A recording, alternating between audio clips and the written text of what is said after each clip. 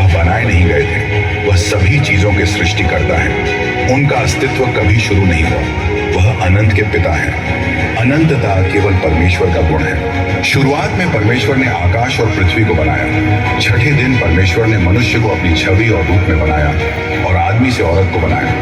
आदम और हव्वा को पूरी तरह से निर्दोष, शुद्ध और सही बनाया गया था। उनका परमेश्वर के साथ पूरी तरह से संबंध था। वे परमेश्वर के बगीचे में खुशी खुशी रहते थे और परमेश्वर की सृष्टि की देखरेख करता थे। लेकिन फिर वे पाप में गिर गए और पूरी मानवता को इस गहरे पाप में डाल दिया, क्योंकि हम सभी आदम में थे। लेकिन ज्यादा समय नहीं बीता कि धरती पाप और हिंसा से भर गई। तब परमेश्वर ने तय किया कि वे अपनी बनाई हुई मानव जाति को धरती से मिटा देंगे। उसी समय यीशु का जन्म बेथलहम में हुआ। जब समय पूरा हुआ और बाइबल की भविष्यवाणियां पूरी हुई, यहूदिया में अनंत वचन परमेश्वर का पुत्र मानव रूप में आया और लोगों के बीच रहने लगा। वह हमारे बीच रहा, अनुग्रह और सत्य से भरा हुआ। जब यीशु का जन्म हुआ तब पलस्तीन रोम के शासन के अधीन था। हेरोद महान के अत्याचार से बचने के लिए जोसेफ और मरियम यीशु को लेकर मिस्र भाग गए और वहां तब तक रहे जब तक कि उस दुष्ट राजा की मृत्यु नहीं हो गई। वे मिस्र से लौटकर नासरत में बस गए, जो वह शहर था जहां पहले वे रहते थे।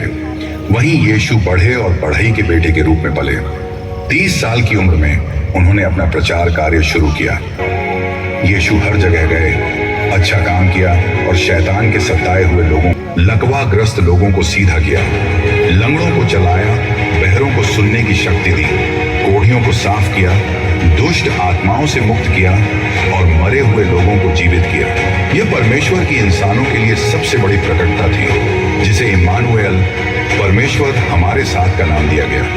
वह खुद परमेश्वर हैं जो मानव रूप में प्रकट हुए। यीशु एक खास मिशन के साथ आए, उन सभी के लिए जिन्हें पिता ने उन्हें दिया। वह मरने के लिए पैदा हुए। उन्होंने इसलिए मृत्यु का सामना किया ताकि हम जी सकें। शैतान ने यीशु को क्रूस से दूर रखने के लिए कई चालें चली, लेकिन यीशु क्रूस की ओर ऐसे बढ़े जैसे कोई राजा अपने ताज की ओर जाता है।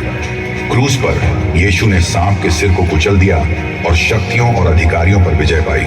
उन्हें सबके सामने शर्मिंदा किया। क्रूस पर यीशु ने मुक्ति के काम को पूरा किया। क्रूस पर उन्होंने हमें आजादी दी।